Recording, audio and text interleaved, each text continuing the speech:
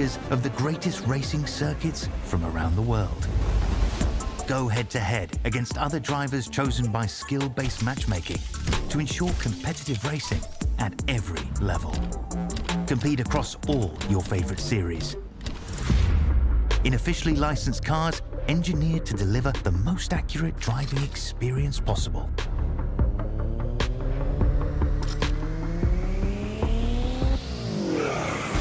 Join a race or host your own with players from across the globe.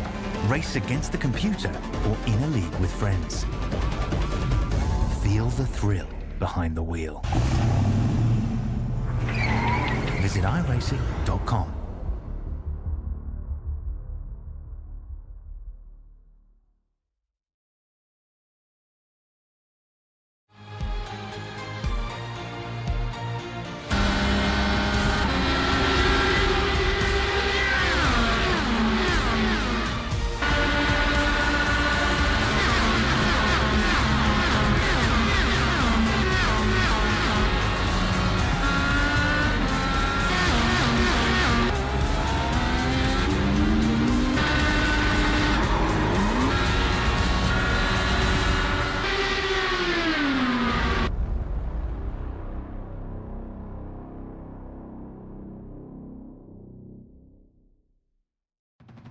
Well, another round is coming our way tonight, and we're going to make a trip all the way across the ditch to the home of the enemy. It's going to be the Formula 4 Australia E-Series live from Snetterton. And in typical English fashion, the heavens have opened. Hello and welcome everyone to another night on the series that's been interesting enough. From here on out, we bid adieu to the guy that's been winning everything in terms of the sport category. The heavens have opened. It's going to be an interesting old night, not let alone from our sport category, but also for the guys in pro here tonight, Dave. Yes, it's Snetterton is doing Snetterton. It's in Norfolk in England, up in the northeast, and it's a barren old part of the old country, and it's home of Van Diemen. Van Diemen's were built just across the road. They used to test there every day. So it's a real heartland of Formula 4. But it is freezing. And the last time I was there, it was weather just like this. It was pouring rain. It was misty, foggy. It was windy, and it was about 2 degrees. It was freezing. And that's just typical Snetterton. It's as barren as used to be an airfield. So it was a World War II airfield that, as so many of the English tracks were. It used to go up, you can see there where you've got Bentley Straight. It used to go up the big triangle up the top as well in the early days. But this is a traditional circuit without the latest infield. And I think a much better circuit. It's the traditional home of Formula Ford. I've got a feeling one of the original Formula Ford festivals, the original one was held at Snetterton, not at Brands Hatch. I may be wrong, but I think that's right. Yeah, it's also one of those tracks that's, from a sim racing perspective, no matter what platform you've been over the years, this has certainly played host to racing of any sort, and grassroots home in the UK as well. It's known for hosting Caterham Club racing as well. In terms of tonight's racing action, pre-qualifying on your Sunday night sets your qualifying way into the sport field. 30-car field will be in attendance. 4 laps, the opportunity to set your solo qualifying lap from the server, and then of course our traditional 30-minute Formula Ford Australia races that both the sport and the pro fields will be doing. Fixed setups in attendance here tonight for the sport boys. Benjamin Roberts, well, finally didn't win one last week. Missed out on 5 crucial points. Could those 5 crucial points at the back end of the season now be relevant? Ben, unfortunately, off on holidays, which means we won't be seeing him for the remainder of the season. Now that sets the task. Who is going to be able to chase him down? Who is going to be capable of doing that? There is 3 more rounds left to run. They're going to need in around 60 points to run him down. Who's going to be able to score that? 3 second places will be enough. Ian Zhu, Brett McBurney, both in range from that one. And then we get to this. This is the great equalizer. Rain will change everything, and it's going to be with us for the bulk of the night. Although, very light on the raining side of things here, Dave. Changes the driving characteristics of the circuit. All of a sudden, they're looking for a wet line, not a dry line. That old dry line is going to hamper our drivers here tonight. Yeah, and although the rain's quite light, it's been really heavy. So there's some really deep puddles out there, and I was on board with the couple watching them in practice. And they're getting wheel spin in the middle of the straight and aquaplaning in the middle of the straight. So it's very, very wet out there. But lots of fun. The car's getting very sideways and moving around a lot. And every time I turn onto somebody in qualifying there, I see them spearing across the grass line. So yeah, it's a bit of a handful out there. Well, wind's coming from the west here as well, and one of the things I just saw on the back end of that weather radar was the fact that there was a green band, a heavier band of rain that's moved away from the circuit now. That's why the reason we've got a lot of puddles in attendance. Practice qualifying has all been run and done. Kane Ryder stepped into the series 2 weeks ago. Last week took his first ever race win for Formula Ford Sport. He'll be starting off of pole position, less than 0.2 of a second back, less than 1.5 of a second back. Daniel McCrowan's going to line up on the front row. Brett McBurney was supreme last week once again, but the guy that he's potentially contending with for the title, both of these guys are going to need maximum points just about each and every week if they're in with a shout. It's Brett McBurney from Ian Shu. Mitchell Albert and Jason Depp are going to be off of row number 3. We'll throw it back to row number 4 where we'll find Steve Cordis and Vaughan Ryder. Steve is looking for a few points for sitting high up in terms of championship. Michael Cullen from Cameron Edwards is going to round out your top 10. Good to see Cameron across in this series. We'll see if he's able to pull off the result. 1/1000th of a second back from him will separate Ashley Cutchy from being inside the top 10. Dean Williams off alongside of them. Matthew Bakir is going to be off of 13th spot. Off alongside of him will be Chris Barnes. Gustavo Cirillo has put in a few drives from the rear end of the field. He'll be out of 15th. And alongside of him will be 16th spot Nathan Favero. John Wade will be off alongside of Adrian Gretsch out of 18th. Ross Hansen will be 19th. And Tristan Yellen's going to round out our top 20. Ronald Long from Mark Bowman, 21st, 22nd. Gillespie from Harvey, 23rd and 24th. Paul Thompson and Lachlan Taylor, 25th and 26th. Martin Lipsky and David Riviere are going to bring up the rear end of the field. 28 drivers in attendance here tonight. And that is going to set our field for sport. And 15 seconds on the clock. Any advice on the run down to turn number 1 in the wet conditions here, Dave? Well, I just think you just got to play it safe and try and survive the first lap. There'll be plenty of people falling off. You won't have to pass a lot of them. Just try and stay out of trouble. The mist, the cloud of spray going up to 1 is going to be pretty impressive, I think. Yeah, revs are going to start to rise. Formula Ford Australia Sport category time. Fixed setup racing. Who got to get away? Who didn't get to get away? Chris Barnes did not get to get away. There's a bunch of guys spinning tyres that were just gridded up in the wrong spot. That is the luck of the draw. There's so much water on the circuit. The run down at turn number 1. Visibility's at a premium. Don't get stuck on the racing line. There's going to be no grip there. And I tell you what, Jason Depp just had a huge tank slapper on the run down through turn 1. It's going to be tricky conditions. Set yourself up for a long race. You go a long way around to the hairpin. It was Ian Shu who bowled and went wide. The interlocking wheels are really breaking up that little chicane on the back straight. There's something else in the air over the front wheel of someone else tripped over. But there's really 2 long straights here, and they're good for slipstreaming. So even in the wet, you can do that. I think it was Lachlan Taylor and potentially Tristan Yellen or potentially Paul Thompson. One of those few went around, but it was definitely Lachlan Taylor that went around on, Paul Thompson, it looks like might have been collected with him down at turn 2 as they all survive and try and get through the bumper. Look at where all those puddles form up on the inside and the depression in the road as they get down to the final corner. And this is a very, very tricky corner to get right in the dry because you've got to balance the car, tip it in the wet. Look at them crawling all over the road. They've been extremely well behaved on the opening lap. I think everybody's done a brilliant job. Yes, but in general, I think they've all done a fabulous job. And they're not messing around. They're racing hard, but they've done a beautiful job of keeping it straight and putting the right way on the opening lap. Yeah, it's going to take a little bit of a different skill set to be quick here tonight. Pace will be relevant, but so is going to be nice and clean and consistent. Brett McBurney got a little bit checked up as Daniel McCrowan had a bit of a bubble on the run down into turn number 2. And then they all get out the other side, crawling all over the road, looking for any little bit of grip. And those curbs are incredibly treacherous in the exit of turn 3. I'll tell you what, I'd like to go on board with some of these because I reckon I'm not sure how much they can see. Yeah, well, I think it's better in the cockpit than out of it, isn't it? Brett McBurney just had Ian Zhu to his inside and having a go down in there. Now McBurney's going to get a little bit out of shape as they get out. Watch those curves. This is what they call the bomb hole.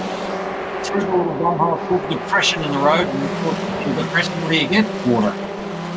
Yeah, big old puddles. McBurney's now going to try and slot back to the inside of the road as they enter turn number 7 and what is really like a triple apex as it kicks back around to the final corner. Got across that slippery line and then look at the puddle at the last corner on the inside as well. Ian Zhu, one of your championship hopefuls. Lots of work to do. 4th place is probably not going to be good enough here tonight. Anything from 3rd on back from most of the rounds is not going to be enough to get after, and you've got 2 guys that can potentially do it in Brett McBurney and Ian Zhu. 27 odd minutes to go. Fastest lap time thus far, 26.265. They are starting to clear some water with 28 drivers out on track, a little bit deep into the corner. And I can tell you Chris Barnes is off the road at the moment, and that looks like that's out of the final corner as well. McBurney and Zhu are actually going to make contact, rub wheels on each other as they come out of turn 3 and onto the Bentley straight down the back section. The difficulty these guys have got, though, is they need to stay with both Kane Ryder and Daniel McCrone. They keep fighting like that, Dave, they're going to slip out of that draft. Yeah. You got to try to stay in the draft because that's the key to still hanging on to the car in front. It's a bit like the DRS train. You do need to stay in the draft. But at the same time, you want a little bit clear road because it's very, very hard to see with somebody right in front of you. This track incredibly difficult to overtake sometimes. It's going to take some mistakes at other times. McBurney again opting for that line where he cuts to the inside, swings back to the dry line on the left-hand side where there's not so much rubber laid down, and he is working the rear axle. Zhu has to pull the car up a little bit narrow. Doesn't quite carry the momentum into the final corner and lights the car up. Look at the wheel work as he comes through the final corner. And I tell you what, they're on the fringe of the draft at the moment. He's going to have to rely on McBurney to try and get after Daniel McCrone, because if they wait any longer, those lead 2 are gone. Well, speaking of lead 2, there's going to be a little bit of assault. McCrone trying to get down to the inside of Kane Ryder on the entry to turn number 1, and unfortunately found himself on the slicker line, had to back out of that one. So Kane Ryder still leads the way as the rain continues to fall.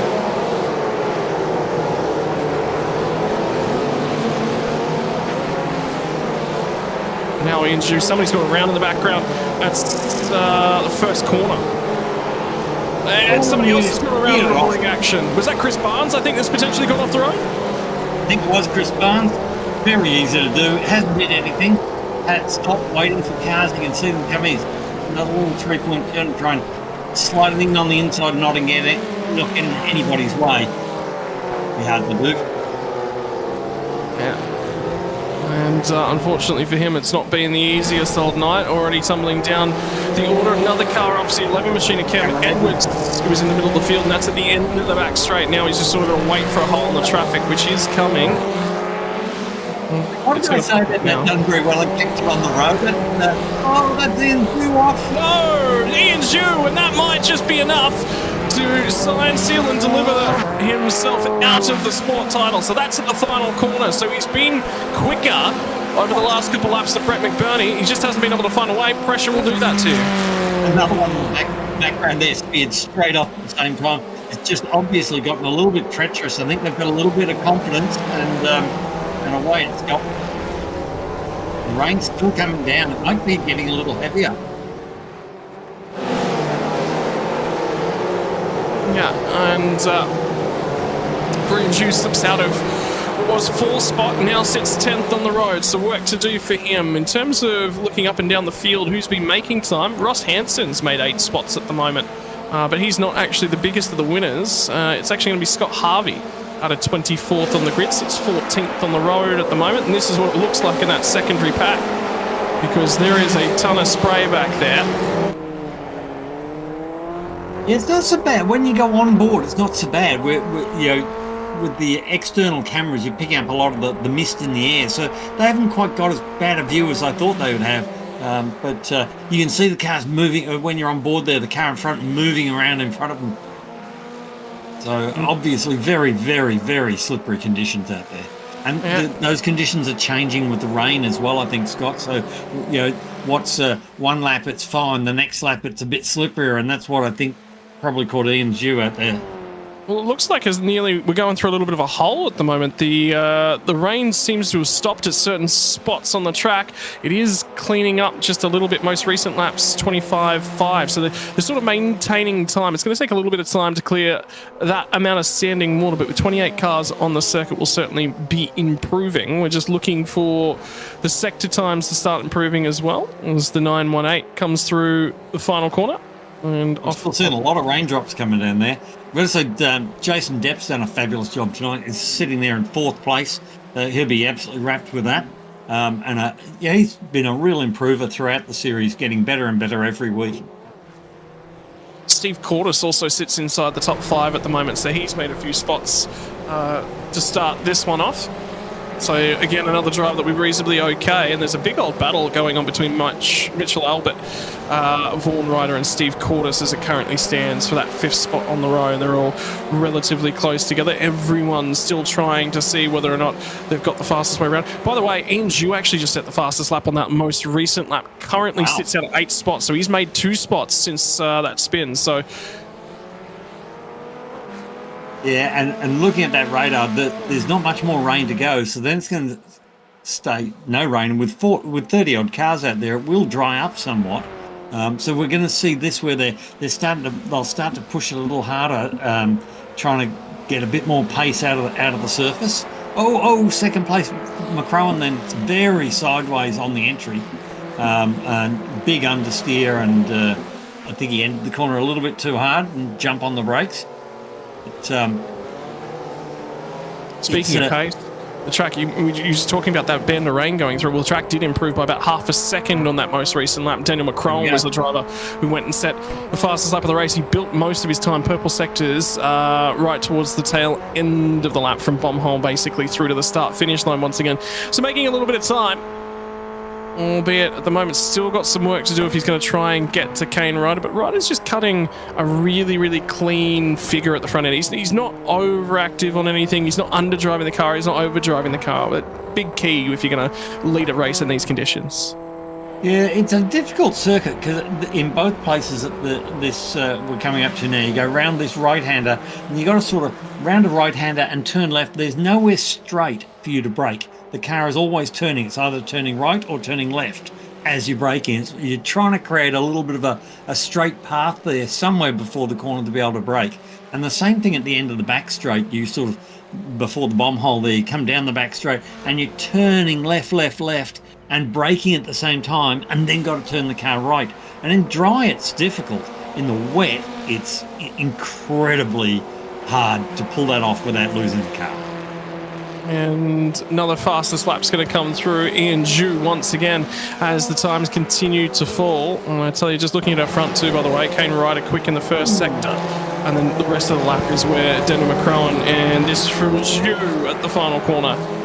As he cuts his way through, pit lane feeds off to driver's right just out there, moves his way up to 7th spot. Now starting to hunt down Steve Cordes. Mitchell Albert managed to get that spot in just the most recent laps, and Ian Zhu will be the next one to try and line up and have a crack at the driver of the 51.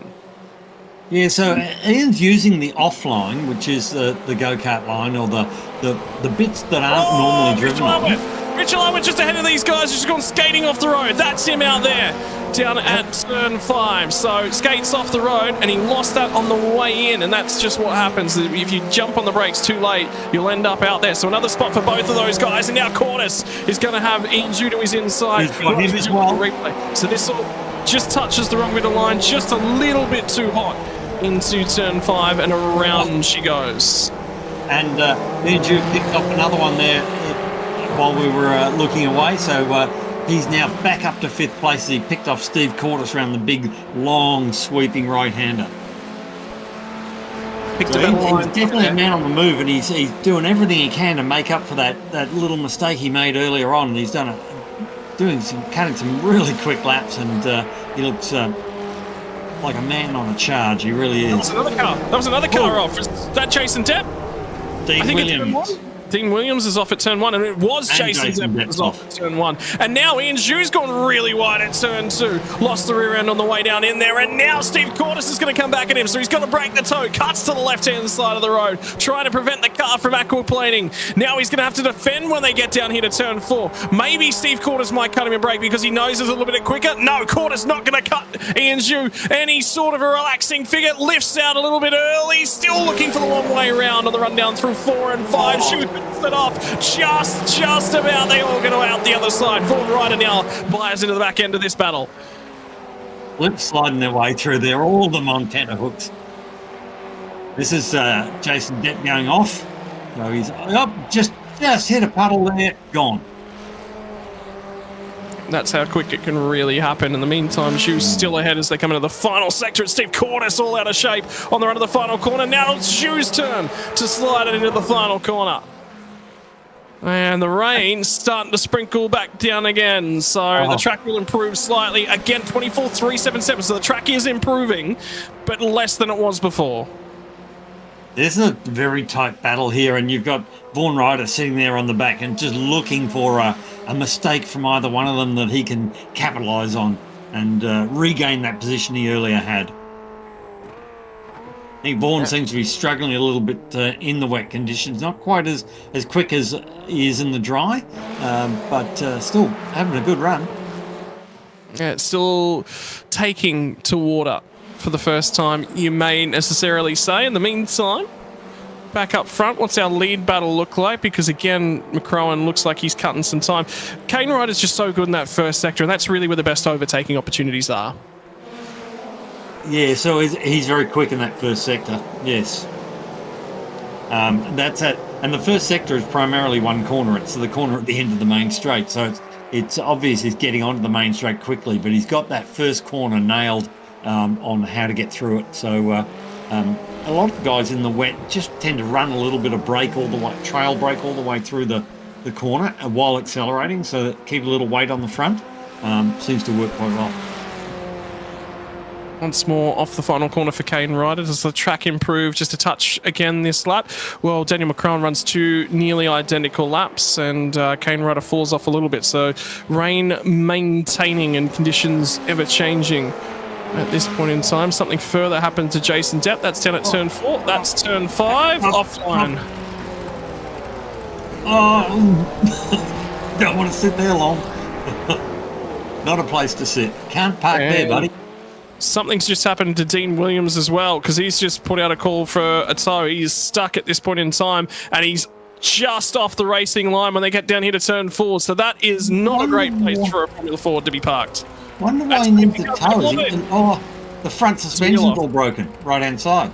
Yeah, so safety car has been deployed, and we're going to get a replay to tell us the story. I'll close things up. So here we go. Ooh, it was just a bit of a wander. Yeah, it looked like Dean cut back a little bit further to his left, unfortunately, and initiated the contact. It'll be interesting to see if there'll be anything more done with that one, but safety car is going to freeze the field. We are halfway through our first race of the night, which is your sport category. So we're going to get a re-rack and a restack at the second half of this race here, Dave. An opportunity, though, for Ian Zhu. He's driven his way back through to 4th, and he's got pace. Yeah, he's certainly got some pace, and he's certainly been on the charge and taking no prisoners and really giving it everything. But he's looked pretty safe. He hasn't had any, touch wood, he hasn't had any major moments, and it's sort of looked pretty secure. Yeah, he ran wide or whatever on a couple of corners. That's, to be honest, that's nothing really in these conditions. So, done a very, very neat job. One little mistake cost him so much, but he's basically back, and now with the safety car as well, he's now also back in contention and back in touch with the leaders. Yeah, so an opportunity, and once more we check in the live radar as the driver's trying to put some heat into their tyres. As the rain just keeps coming. Nearly at the back end of it, there's not much more once we clear this last sort of bank, which we may do in time for the end of the race, it may just get much quicker at the back end, the very back end of the session. That last bit of blue wasn't there a second ago. It just appeared on the radar on the last second of the radar. I do hope the safety car managed to ensure they strap their wet tyres on for tonight. I was just thinking that myself. I hope I didn't put the wet tyres on. Well, we've done a check-in with the tyres aboard the Ford Mustang GT3, and yes, indeed, does have the wet tyres. It would be wheel spinning and very difficult to control without those wet tyres. It's going to happen. It may not happen yet, but it's going to happen at some point. You just know it's coming, don't you, Dave? Yeah, I know. And look, I'm sure there's a series out there somewhere that's done it already. Yeah. And Drivers on the move, though, is what we're keeping half an eye on. Remember, we were talking about Ross Hansen a little bit earlier on? Now up to ninth spot. By the way, safety car is going to be pulling away, so we will be back to green flag. And Scott Harvey's done a good job as well there. He's up 10 spots as well. Also plus 10. Those are the two drivers to keep an eye on. So your top 10, Kane Ryder from Daniel McCrone, Brett McBurney, Ian Xu, Steve Quarters, Vaughan Ryder, Ashley Cutchy, Mitchell Albert, Ross Hansen, Jason Depp after a couple of off-track excursions for him. He'll be looking to recover in this one. Safety car now in the pit lane, and leader has control. Put some more heat into the tyres, and we're going to fire off on the run down to turn number 1. Safety car restart in hand. 11.5 minutes left to go for Formula Ford Sport as they run off the final corner, and immediately they're going to go side by side. Vaughan Ryder finally gets an opportunity to pull up and alongside Steve Cordes. Ian Xu got the opportunity to get alongside Brett McBurney, and now they're really going to go toe to toe. A little bit of contact. No contact whatsoever. As close as you can park a Formula Ford in the wet at turn 1. Vaughan Ryder and Steve Cordes. Cordes goes back through the inside. Now it's going to be on Vaughan Ryder to try and find some grip and some run onto the back straight, and gets a little bit of drive. In the meantime, Kane Ryder continues doing what he's done all night long. Ian Xu gets one more opportunity. Have a look at the spray that's in the air as we re-rack him. Finally, Ian Xu is going to get the nose ahead on Brett McBurney. They both make contact. McBurney in the barrier across the track. Oh no! It's all kicked off, and that might just be the championship. And that might be a safety car. It's right in the middle of the road. Oh, something further has happened at the rear end of the field, and I think it was Paul Thompson as well, who's also off the track. It's all kicked off. My word, where did that come from, Dave? I'm not sure what happened there. It looked like maybe somebody's got in a bit of water and just had a bit of a wiggle. I can't really tell you. I need to go back and have a look at that, which I'm sure we will do, because it looks like we're back under safety car conditions. Yeah, and the field will check up out of the final corner to allow the safety car to get out, which it has now done. So that didn't last all that long. Nope. But, hopefully it's, because the trouble there is, too, that if Ian Xu is deemed to be responsible for that, he'll get a penalty, and that'll ruin his evening as well.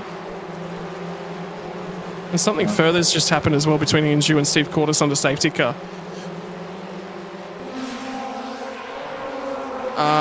Whereby there was something to do with the order. So that's the incident. Bounced across the track from the left to the right, and he's parked it up, and just luckily enough, there's enough room that most of the drivers could get a free picture of them, all they're on the inside. Yeah, it's a tough one to look at. It. Yeah. I'm not sure Ian Xu actually held his line there, so that will be, this is the other incident, is it? Yeah, this is Pat Thompson. That will be what race control are looking at as to whether he changed his line and hit someone else, and then he'd be deemed responsible. My hopes are not high for Ian in that incident, unfortunately, but we'll wait and see. I wonder with the Paul Thompson machine whether or not there's a drive shaft been broken, one of the rear wheels has been broken there, and have a look at what the spray looks like looking backwards at the field down the back straight, because that contact looked very, very minor. Just bent something out of whack and it was just no longer drivable, although there was a big hit to the right front, so it might not have indeed been drivable. Yeah, it snapped the right front off, so it was not a drive shaft, it was actually the right front. So, yeah. for both of those guys. Brett McBurney's going to get back out there. At least he's going to try and race up to the tail end of this field and see if he can pick off a whole bunch of spots, score himself some points, but it's going to be a difficult prospect to do. Daniel McCrowan's back at the front end of the field, and I think McCrowan's just watching Kane Ryder and just going, I can't beat him. I don't necessarily think. I think I'm just going to take P2. Is what he's looked like thus far tonight. I laugh at these guys weaving in the wet to try and get some heat into the tyres. Just anything.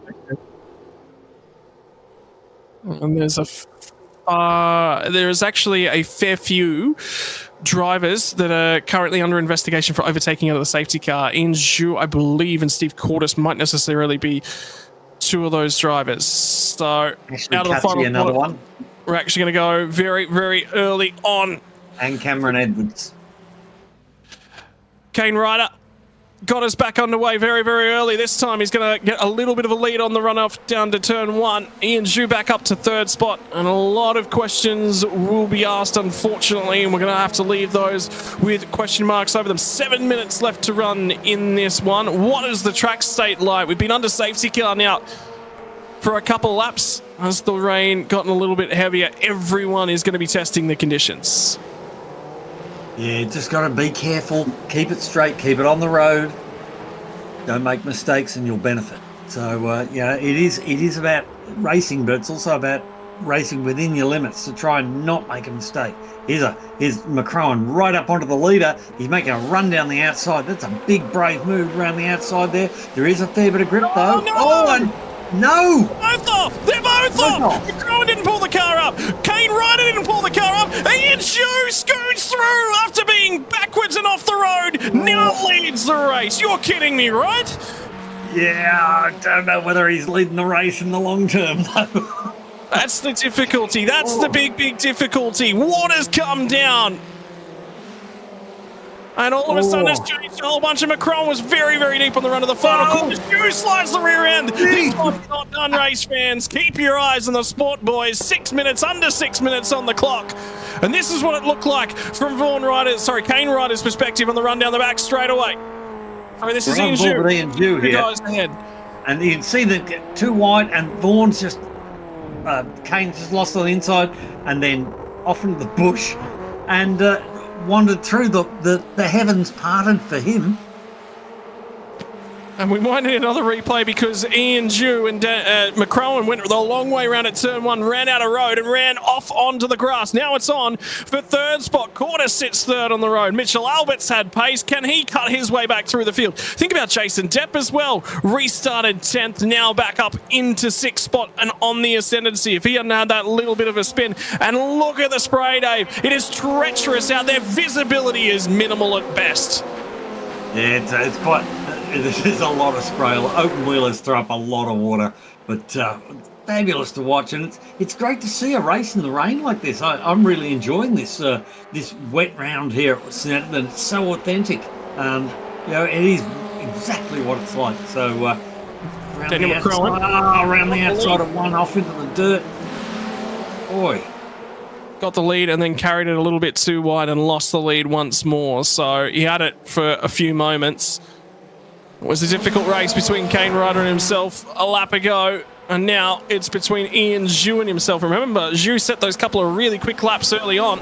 Well, the track conditions have changed once again, 25.028, so the track has certainly fallen away a little bit damper, but not by a long shot. Big old wiggle for Ian Zhu as he runs down through turn 1. Keep your eyes on this pack as they all try and line themselves up. Everyone from Cordis back to Ashley Cutchy in 6th spot. Gustavo Cirillo's driven his way through the field on this restart as well. He's now plus 8 spots into 7th after starting 15th. Down the inside at turn 2, by the way. Ross Hansen skates down the inside. Bumps and grinds now with Vaughan. Ryder will come out the other side with the spot. Yeah, look, I saw, I'm noticing a few things from race control there, but there's so many going up and down. I've missed half of them, so I don't really know whether anybody got a penalty then or not. But whoa, that's... Oh, no! Ian Zhu and Daniel McCrowan!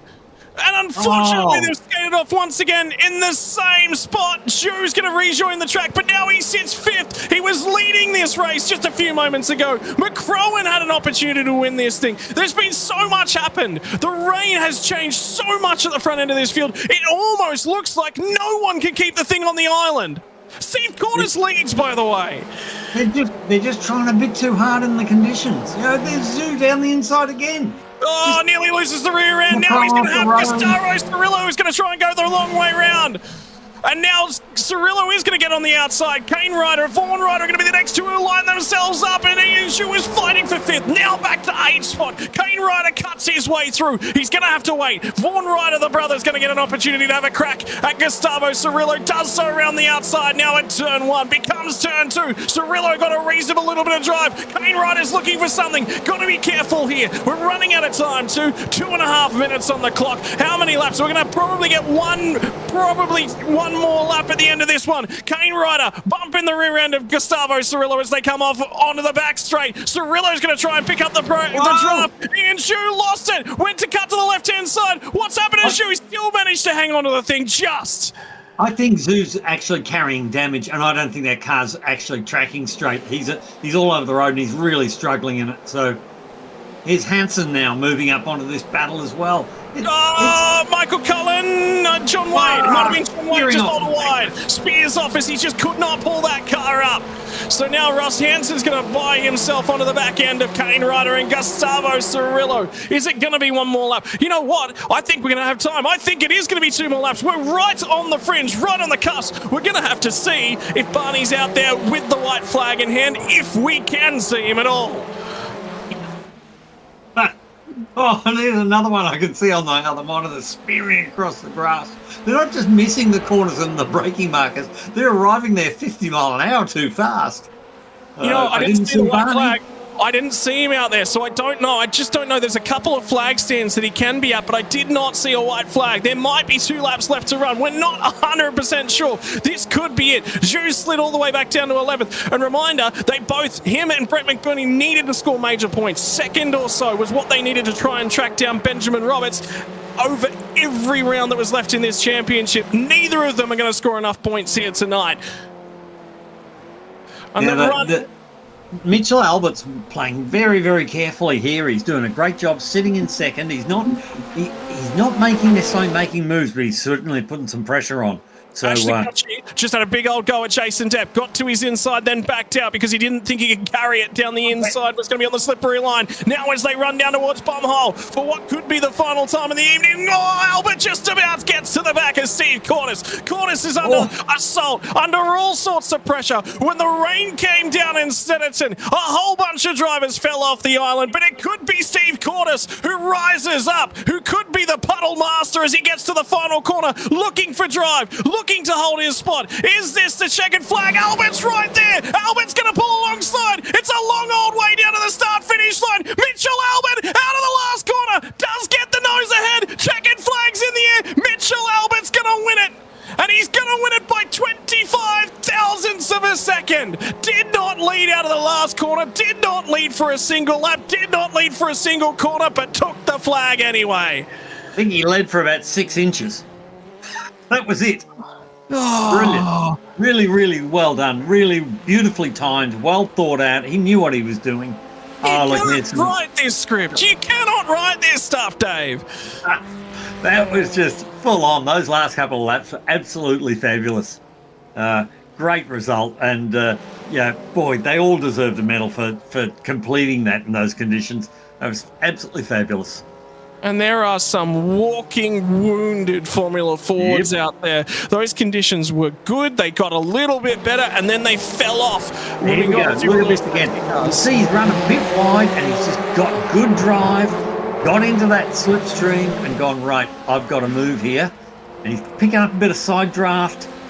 And what's really brilliant here too is that Jason Depp third on the road. So he's led for about 20 metres, if that. It was about 5 or 6 grid spots back where he finally got the nose in front. It wasn't very much. And Jason Depp, remember, with those safety cars and the way that played out, ended up off the road and still took home a podium position. Yeah, like I said, you can't write it. It just doesn't happen that way. You don't see the guys. It all stemmed from mistakes from from Wow. Kane Ryder. Kane Ryder gets back to 5th, by the way. Wow. The unfortunate one there was the incident between Ian Zhu and Daniel McCrowan. Daniel McCrowan. Yeah. That looked like Daniel just lost it on the way in and it speared across the road and collected Ian as he turned in. So, yeah, he couldn't really help it, but, he made a big mistake and unfortunately took Ian out of the race. And I think that was such an accident that I expect that Ian was carrying some damage there in those last few laps because it was pretty unhealthy in a straight line. Oh my word, everything tonight. Mitchell Albert's going to get your race win by 26 thousandths of a second. Jason Depp will finish 4/10 backwards at one point and off the road, recovered very, very nicely. Ashley Kutchie gets to come home in 4th position here tonight as a play in the puddles works well for him. Kane Ryder led the bulk of that race, still gets home in 5th after a big old incident down at turn 4 and turn 5. Vaughan Ryder will follow him home. Gustavo Cirillo was getting boxed around the ears in those last couple laps as the two riders made their way on by. Ross Hansen will complete a reasonably happy night at the office for him, plus 11 spots in the rain. Did quite well. Matthew Bakir for Michael Cullen going to round out your 10. We'll throw it over leaf to 11th on back, and this is the critical one because Ian Zhu finishes outside 10th spot, needed to bank 60 points from the remaining 3 rounds, will not get enough, and I think that decides the championship potentially tonight. We'll put it on provisional, not quite done, gonna need to win 2 races, you think, on the run home. Steve Harvey will be home behind Adrian Gretsch from 12, Harvey, Cameron Edwards, Nathan Favera, Chris Barnes home in 16th. Barnes had a few dramas as well. 17th for Mark Bowman, 18th for Lachlan Taylor, 19th is Michael Gillespie, 20th is going to be Ronald Long. Outside your 20 is going to be Brett McBurney, started out a 3rd, had that incident, went to the rear end of the field. Martin Lipsky, Tristan Yellen, John Wade, David Riviere, and Daniel Macron does manage to finish on the lead lap. Paul Thompson, last car on the lead lap, and Dean Williams, your only retirements. Wow. Can we stop and breathe now? Eventually, we're going to Those last few laps were crazy, weren't they? A couple of quick interviews, and Ian Zhu, if he wins both of the remaining points, will win the championship by 1 point. Mitchell Albert all of a sudden sneaks into championship contention. If he wins the final 2 races, he'll end up level with Ben Roberts. Ben Roberts would have a few more wins on the board, would still win the championship. The only driver that is in mathematical contention with 2 races left to go and our leader not in attendance is Ian Zhu. Must win 2 races from 2 races that remain. We're going to have a quick opportunity to chat. We will just quickly grab Mitchell Albert, our race winner from tonight's sport class. And Mitchell Albert, you led for what, 50 meters at the end there? I'm not sure it was quite that long actually, but I'm glad it was at the time that it was. Yeah, Mate. you just got to be in front of the line, don't you? That's all that matters. Yeah, I think that's right for this time. Tricky race out there tonight as well because the wet and the conditions changed. When that safety car come out, the rain actually dumped down right at that point in time. So it's about keeping it on the island. You had to be aggressive and obviously put yourself in some reasonable positions. Did so, managed to hang on to the thing. Yeah, I think honestly just trying not to be aggressive was pretty helpful in that race. And if you can just stick in someone's slipstream and have them drag you along, well then just like we saw at the end, you might get an opportunity, but going offline wasn't something I really wanted to do too much of if it could be avoided because it was pretty slippery out there. Yeah, picking up that wet racing line was very, very difficult, particularly how difficult was the second to last corner through the triple apex just before you come back onto the start-finish straight because the line was so difficult. Then you got to get the car set up to actually turn into the final corner. That looked absolutely treacherous. Yeah, there was a few little islands of dry track that you could kind of aim for, but as soon as you had to get on the brakes to get back around for the last corner, it was just puddles everywhere. So it was very slippery once you were starting to jump on the brakes. So not too much fun to try and navigate while you're battling with someone else. And finally, mate, how are you celebrating the win here tonight? I did a lot of shouting, and I think I may have woken up some of my kids. So I think as soon as this finishes, I've got to go pay reparations to my wife and put the kids back to sleep. It was worth it, buddy. It was Mate, worth it. Congratulations. Who would you like to give a shout out and a thank you to? I'd just like to give a thank out to Steve at the end there for a great last couple of laps. It's not every day you get to race in such wet conditions and both come out the other side facing the right way. So it was great fun. Mate, congratulations on the race win. We're going to have to cut away, unfortunately, and go and talk to our Formula Ford Australia Pro guys as they're into their qualifying session. Go celebrate and go get those kids back to bed. Cheers, mate. Appreciate it. Well, ladies and gentlemen, as we bid adieu to Mitchell Albert, who celebrates that race win, here's what your point standings look like. For your pro split, Damon Woods now leads the way by 51 points over Kobe Williams. Championship not decided in this category, but Damon Woods effectively required to DNF in the remaining rounds or have a very, very off night. At least two of them, Kobe Williams just about must win. Caleb Hyde sits 19 points further back in third spot. Very tight between himself, Dylan Burst and Matthew Hansford Taylor. 2 points covers those three drivers. Willie Lowing, unfortunately, drops a few points further off. Chris Mitchell sits in 7th. Jordan Mazzarelli. Chase Saxild, who's just come back from winning a City of Melbourne karting championship after starting 17th in a final, by the way, down in Melbourne over the weekend. Got back home at 3 o'clock this afternoon, and Andrew Gilliam rounds out your 10, sits on 27 points there back. So difficult. Basically, the front end very spread out, but everyone else incredibly tight together in terms of this points race here, Dave, in the pro split. Yep, and I'm looking at the weather. The sun is out, but the road's still wet. So England. So Yeah. there's a bit of delay between the two races in real time. So in that time, that rain's passed over. It's dried up a bit, and we've still seen a lot of rain up, a lot of water up off the road, as you can see there on the back out of the back of Damon Wood's car. But the sun's out. It looks a little bit brighter. Nice English summer's day. And to give you guys sort of an example, fastest times we saw in that split were about a 24.3. At the back end, we were racing towards the high 24s into the 25s. Times we're starting to see on the boards in the middle, mid to high 21s for the bulk of our drivers. And James Chastanuff puts a lap together at exactly the right time, goes to the top end of the timing charts. 21.106 from Chasty. So 4 seconds faster indeed. And goes to the top end of the timing charts. And the thing I'm sensing from this session, Dave, you've got to be on the track at all times. Yep. It's going to improve the way through this session.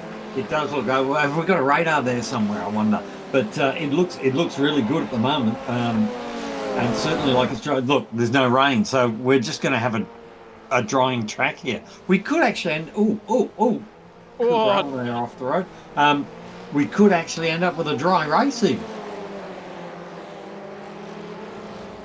Well, they'll have to navigate the tricky conditions whereby the curbs are still coming back to them. I'm just seeing Chris Coxhead sideways on the run down to turn 4 and turn 5. They're all Saxel up to 4th. Testing the conditions. Damon Woods will improve by 0.4 of a second, go back to the top end of the timing charts, and there's a bunch of drivers in that final corner. Just saw Sean Doyle just pick up a little bit too much curb out of the final corner. Seth Burchart's, what's this time going to be like as he runs out of the final corner? I love these sort of sessions where it's drying and every lap it gets faster and the pressure's on. You've got to get every lap right because you don't know when it's going to get worse again. So you've got to get every lap right and you've got to make the most of the conditions when they're there. And you see faster laps, one after the other. And Ben Barguana there jumps up to 6th place now. But, you know, Damon Woods is leading the Pomeri chase again, isn't he? 20.7. So he's 0.4 of a second quicker than anybody. Oh, that's hanging it close. It's a bit too close. A bit of grass and everything in there. You can see there's not the puddle water on the road. So they've certainly got better conditions. But it's still, you know, how hard do you push it? And you saw there how easy it is to make a mistake and get a wheel on the grass. Let's talk a little bit about the tyres as well, because Formula Ford, obviously, for those of you who are watching along and only exist in the sim racing space, the important thing for these guys is that it is only one tyre. No matter what the conditions, it's a groove tyre the entire time. It's not a full wet, so it is more adapted to these conditions, but it's also not a full dry tyre either, which, you know, means in the dry conditions the tyre is not supremely quick. It's not going to offer you the same pace as a slick would. But no, you know, it's more of a cut slick, and it's not super soft. It's a very durable tyre, so it's reasonably hard. So you can't really you can't get that much grip out of it in the wet because it's not soft enough to be a true wet tyre. The grooves are there really just to clear the water off the road. They're not very grippy in the wet. Not like a full rain tyre on a normal open wheel or a Formula 2 or Formula 3 car. Just keeping half an eye on Brody Shepherd was just crawling his way through the second to last corner. Caleb Hydes, Jordan Mazzaroli. Mazzaroli, by the way, has jumped up to third spot at this point in time, and Caleb Hydes is getting total long, and you're spotting some more dramas in and around the field. I'm thinking Sam Chapman have the longest lose that he saved in the end. And I did get an update as well about Caleb Bellack after last week, because remember he was in there a little bit of dramas and a little bit of contact last week. He actually had an injury to his hand coming into that race last week. Well, the contact that he had and the forces that went through the wheel knocked it again. He's actually ended up with a broken hand. These conditions require a steady hand on the wheel, not somebody who's trying to adjust to driving with one hand, because it's difficult. The weight transitions very, very unevenly. Yeah, maybe he needs to turn the force feedback down a little bit. There's a few people that hurt themselves with the force feedback. If you hit a fence or something, you got to let go of the wheel, but then you've got to do that in the real world as well. Chris Mitchell now moving up to 8. That's the first we've seen of Chris. He seems to be struggling out there in the rain a bit, but he's making a bit of a move. And Will Owings come up into contention again. Now he's in 6th. He was up to about 3rd or 4th. Ben Miles is going well tonight. Back up to 3rd. He and Ben Barguana, it's the battle of the Bens there in 2nd and 3rd. Good. And Chris Coxhead at the top. So where's Damon Woods is down in 9th all of a sudden? Did I blink? I'm wondering if something's not happened to Damon Woods. Is he out on track at this point in time? Indeed he is. So he's cutting through the final sector at the moment. Might have just been looking for a little bit of free air, which he's potentially now found. He comes to the final corner. Mazzarelli's going to improve on his lap time once again. Cuts down to the 20.2s. So a reminder for those of you watching along at home, Chase Axel's going to go all the way to 2nd position in this one as well. So he's going to continue improving. Damon Woods back to the top of the time. Damon Woods to the pole. We're seeing it's just one after another. Sam Chapman now we're lowing it at the front. The track's starting to dry and get faster and faster, and we're seeing it one after the other. So who's going to be the last one over the line? Seth Burchardt goes to the front. Kobe Williams goes to P2. This is great. And the tricky factor here is that as those conditions are improving, you don't want to overpress. You want to press just enough. Not too much, just enough. So, not to make the mistake, don't want to end up off the island, but you've certainly got to be pressing those conditions and pressing them the right way. Ben Miles has just bowled a big old wide down at turn 4 and turn 5 at the end of the back straight and bundles it off the track. But to give everyone a sense of what's happening along at home, I've just seen Damon Woods has just had to make some avoiding action times. The same thing. Off the road. Wide that Ben Miles had. So, yeah, a lot of drivers testing the conditions and ending up off the road. Yeah, so Burchardt is still sitting there at the pole at the moment. Mendez. Let's see what Nico Mendez can do over the line, and he's up to 12th. So, and here comes Damon Woods. Can he get it back onto the pole again? Well, it's a 19.640, but it won't count because he was actually off the track trying to avoid Matthew Hansford Taylor. So that's why that one did count. It was a quick lap, but outside of the track boundaries. We've got 2 minutes and 18 left, so they've probably got, looking at that, 1 lap. So once we get to about a minute 20-ish, minute 21, that'll be basically start of the final lap as everyone cutting their way onto the main straight at this point in time. Do they get to finish the lap they've started? They will. Yes. So once we see a minute 20, that's probably the last of the guys who potentially get one more lap. So we'll see who's sort of last over the line, which will give us an idea of who could be the last one to set a lap. The Kobe Williams now moves to the front. Over to the 1:19.3. That's pretty quick. And important to note, remember, we were just a few moments ago, 21.1 was your pole time. Most of the drivers in the middle to high 21 range, and now we've improved by about 2.5 seconds is how much the track is coming to life. Tyres probably coming up a little bit to temperature as well now as most of that water's moved away and they can carry a little bit more speed. Driver off the final sector, I think it might have been potentially Cooper Allen or Chastanoff, somebody around that marker. James Chastanoff went to pole, remember, a few moments ago, sits 21st at the moment. So he did improve after that time just. That's and now 0 to 0, isn't it?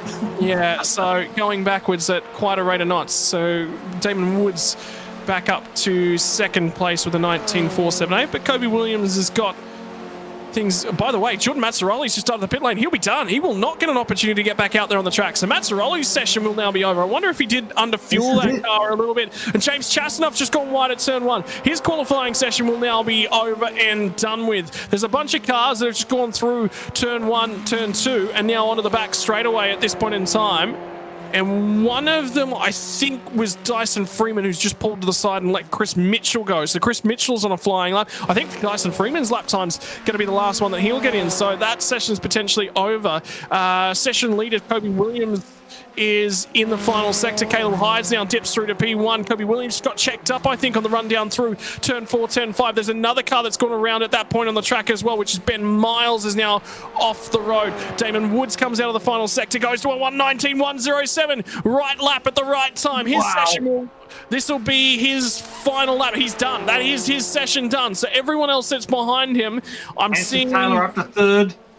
Hansford Taylor will improve. Sam Chapman's now on the run out of the final corner and is showing a little bit of pace. No, he's actually going to be significantly off the pace. So his session's now qualified and over. Cooper Allen's on the run out of the final corner. Alex Beswick is going to get towed from Chris Mitchell. Mitchell's on a lap. Let's see if he can improve. 19.591. So Kobe Williams cannot improve. Did get checked up. Chris Mitchell didn't improve as well. Beswick, I think, improved. Got back up to 6th spot. Seth Birchhouse jumps through to 3rd spot on the road at this point in time. How about the lap from Ben Bargwanna? He's not going to get another one. Dives to the pit lane, 5th on the grid. Chris Coxhead sits 7th, and I think that might be just about it. There is Caleb Hydes on the run out of the final corner, and I think he jumped to the top end of the time charts not too long ago. This will have to be a stonker of a lap if he's going to have a shot at this one from Caleb Hydes. No toe. Track improving. Gets to the line. 19.472 will improve him all the way up to 5th. But once again, the man that has been the master of this machinery is Damon Woods. Will nail another qualifying result and go to the top end of the timing sheets. That was an interesting session. Well, at least they don't have to worry about choosing whether they should be on slicks or on wets. They got that choice is taken away for the race, but it could be dry out there. Could be drying. We're going to see a little bit of changeability potentially. It might start a little bit slower and improve as the session goes on. Damon Woods takes himself another pole position for this one. 1:19.123 ended up being the time he needed to beat. Kobe Williams a little bit off of that, will start off alongside of him. Seth Burchardt is going to be off of row number 2. He'll be off alongside of Matthew Hansford Taylor, and Hansford Taylor had a strong run last week as well. We'll drop one row further back. Caleb Hydes will start off alongside of Ben Bargwanna. Bargwanna's best qualifying performance of the season sees him deep inside the top 10. Opportunity, but he's going to have to hang on to that one. Alex Beswick will be off alongside of Chris Coxhead. Both of them doing reasonably well in terms of their qualifying performances on a wet track. Cooper Allen and Jordan Mazzaroli going to round out your top 10. Nico Mendes and William Lowing will be just outside the 10. Lowing will be a little bit disappointed with that qualifying effort, as will be Chase Saxfield, who ran very, very strong last week. Big trip over the weekend, though, for him. Flew in home at 3 o'clock just to get in time to get in the rig. Ben Miles will be off alongside of him. Brody Shepherd on 15th on the grid will be off alongside of Chris Mitchell, who will also be disappointed with that qualifying performance. Was 14th just a few moments before the last cars dropped through and finished their laps. Sam Chapman and Caleb Dawson a little bit deeper in the field than I think he necessarily will like. 17th and 18th, 19th and 20th, Sean Doyle and James Foster. Man with the broken hand will be driving as a one-arm bandit will be Caleb Bellack off alongside of Callum Newton. And finally, final row of the grid, 12 rows here tonight for 24 starters. James Chastanoff was pole at one point and now starts from the final row of the grid. Yes. Just shows how quick it can change, doesn't it? such was the improvement in that session. I think the road is significantly dry as well. This might be very, very close to a dry track. Yeah, it's hard to tell. This is the one area that iRacing need to improve, is that I should be able to look at that track and tell whether it's wet or dry, and I really can't. I've got a feeling there'll be some spray when they drive off, but it looks pretty dry to me from a visual point. In terms of lap times, what is a dry lap time around here in a Formula 4? Do you have any idea for what these guys will be targeting? I think they were doing 15, 16s from memory. So even from that qualifying performance, even though we improved by 4 seconds compared to the guys in the sport field, we're still about 4 seconds away. Right, 30 minutes worth of racing action. Formula Ford Australia Pro is go as they run off down towards turn number 1. Good getaway from Damon Woods, just a touch of spray. Seth Burchardt is going to have 2 cars looking to really get all over him. It's going to be Matthew Hansford Taylor and Caleb Hides. Hides gets to the inside, still a touch of spray, but ultimately the visibility not too poor. And England has turned out a tale of 2 different weather conditions for us here tonight. Yeah, so it's still wet out there, and the thing is, they haven't done it. They haven't done a sighting lap. They don't get an opportunity in this to actually find out just how wet it is. They have to do that on the opening lap. So it's pretty easy to make a mistake out there on these conditions. We can tell that Cooper Allen and Anna Beswick are side by side as they run down the back straight. Damon Woods goes very wide into turn 4, and Kobe Williams went for the inside line, becoming the wider line at turn 5. So different lines already from our front 2, and Woods carried a lot more attacking there. Yeah, Ben Bargwanna having a go back, trying to get back onto Caleb Hides. Hides runs it very, very wide at the second to last corner. Tries to straight line the braking zone for the final corner. He's a little bit slow. Wiggle in the acceleration zone. A lot of curb at the final corner. A lot of trust that the water has dissipated for Caleb Hides. Might be vulnerable when we get down to turn 1. This is good on board here. You're getting that sense, that little bit of spray. You can see it coming up. How realistic is this? It's amazing.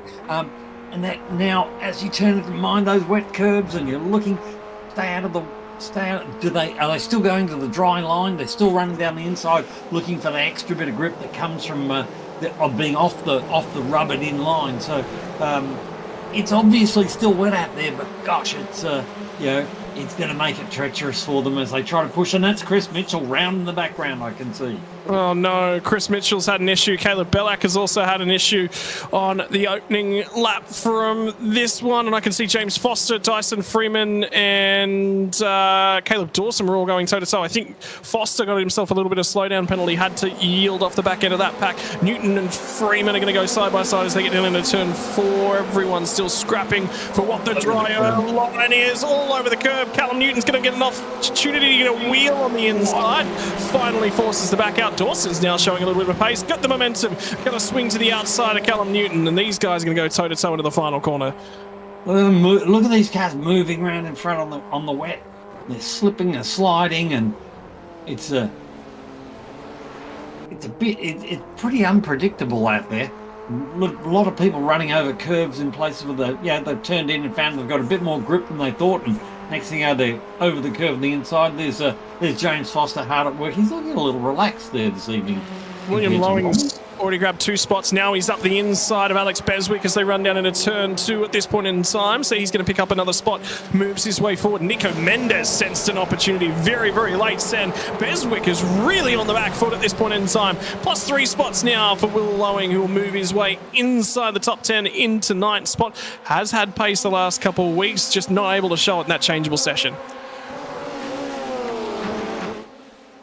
Yeah, so now Damon's got a 1.1 second lead. That's not huge. Remember, Kobe actually shadowed him all last week. Unfortunately, had a penalty there that hanging over him, but he did sit on the back of Damon for the whole race, and he may do the same again here, trying to put pressure on Damon and make him make that mistake that will create that opportunity. So he's got Matthew Hansford Taylor only 0.3 of a second behind him. So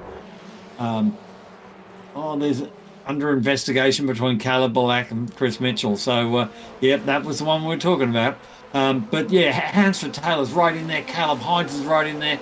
And a little tiny, 1-2 car gap back to Ben Barguana back there, but I sort of like where Ben's sitting just off the back of them. Let the race come to him and let them battle side by side, and give that little bit of room that gives you time to avoid an incident in front. Yeah, and Caleb Hyde is going to cut his way on through. Update out of that incident from lap number 2. It is going to be a 10-second time penalty added to the post-race time for Chris Mitchell, so that will adjust the final racing standings, unfortunately, for Chris. So we'll get an update on what that incident was. This looks like a replay. Chris on the outside there. Oh, yeah, that's fair enough. So got dived on, got forced wide, and then just tried to pin it back across. And early on, the pack's going to be there. There's going to be another car there. And Chris will look back at that one and go, that was incredibly silly from me. It's a bit hard when there's cars everywhere and you've had a bit of an incident, you're trying to recover and get it back on the road and lose as little time as possible. It's pretty easy to make that mistake. And Callum Newton called for a look at something that's just happened here. It might be contact with James Foster. Indeed, it is contact with James Foster. Both of those cars up and over. And they're still going. I'll tell you what, Caleb Hyde's has got pace at the moment and driven all the way up to Kobe Williams. In the meantime, Damon Woods has just set sail. He's already cleared the tow, so that one's just about over and done with. Hyde's is now going to pull all the way up on the gearbox of Kobe Williams. Now what, Callum Dawson, is he wearing a raincoat tonight, I wonder? Get an update. We're going to get a shot from the webcam from Dawson. Around the background, and he's bothered as well. And that'll be suspension damage. And I think that might have been Seth Burchart's that hit him as well. And that's probably going to be right. Damage from Burchart. He's struggling. He can't turn the car there. Yeah, meatball flags for both of those drivers. So that will be race over for both of them, unfortunately. And off the track is Seth Burchart's. Qualifying went well for him. The race, not so much. Unfortunately, Cooper Allen loses the car ahead of him.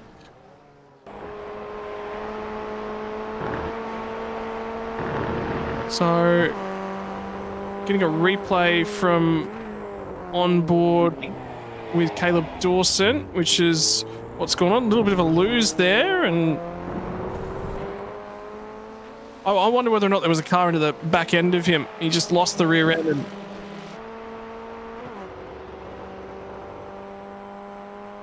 just a solo little mistake, and no raincoat for him, and you can just see how treacherous the car is to handle at that turn 2, turn 3 switch back at this point in time. Lap time's starting to improve, by the way, Dave. We're already down to the 17.4s for our lead group. Low 15s, even a high 14, I think, is probably what the front guys can do in a dry session here.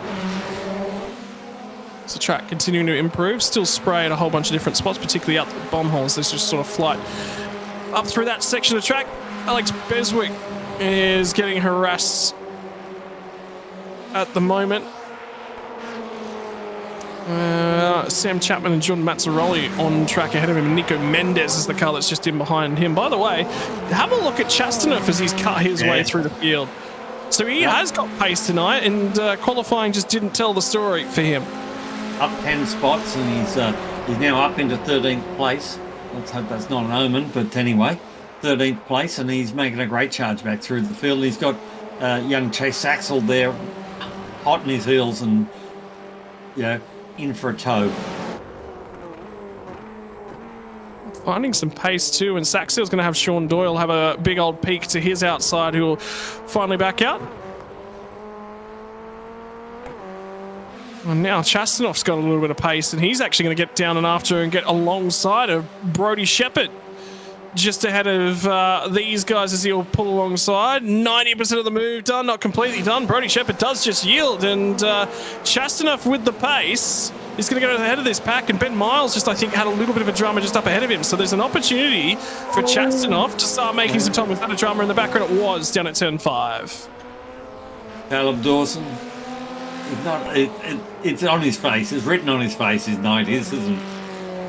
Yeah, he's struggling with that car, struggling quite a lot more than he normally has been, unfortunately. Yep. Will start sinking back through the field, but this is the battle up for 3rd and 4th spot, I believe. No, this is Bargwanna and Matthew Hansford-Taylor for 4th and 5th on the road. Yep. And Barg's thinking about a shot to the inside. No, he's just riding there, isn't he? He's just happy. He recognises Hansford-Taylor's probably a touch faster.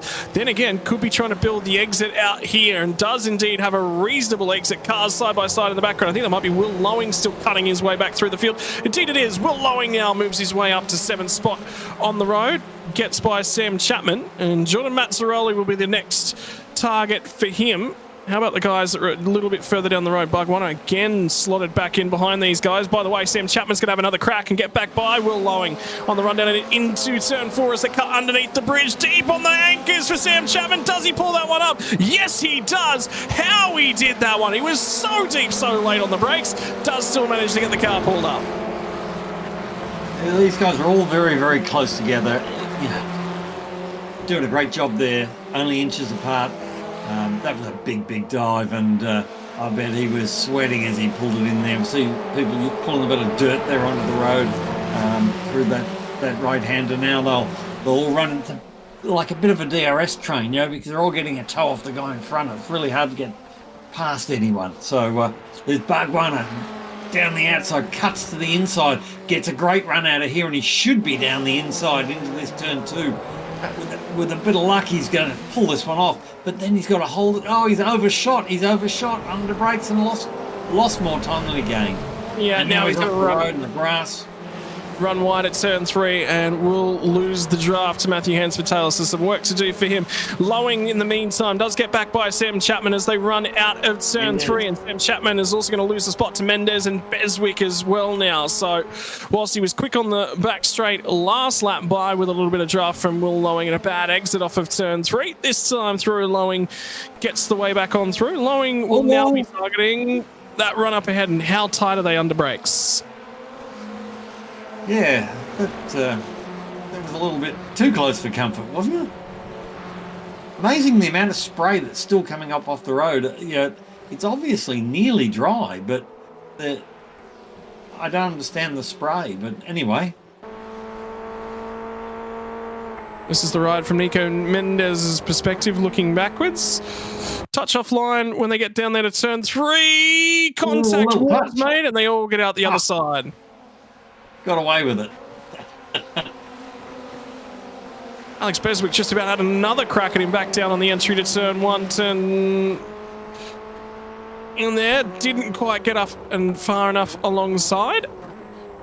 Mendes seems to be the one with the most pace out of this group. He's now going to have a go at Will Lowing down the back straight here. He's going to try and tow up beside him and down under the bridge. Let's see if he can make that move. It's a big ask. I don't know which way the wind's blowing at the moment, but whether they're into a headwind or got a tailwind down that back straight. If you've got a headwind, the tow works twice as well. I can tell you it's coming from the northwest, so it will be a crosswind coming sort of basically from directly that little straightaway between turn 2 and turn 3. That short little kink, it's basically heading straight up that straightaway, so it's a crosswind. Will not be offering too much in terms of speed down the back straightaway. Lowing still got the position in the meantime from Nico Mendes.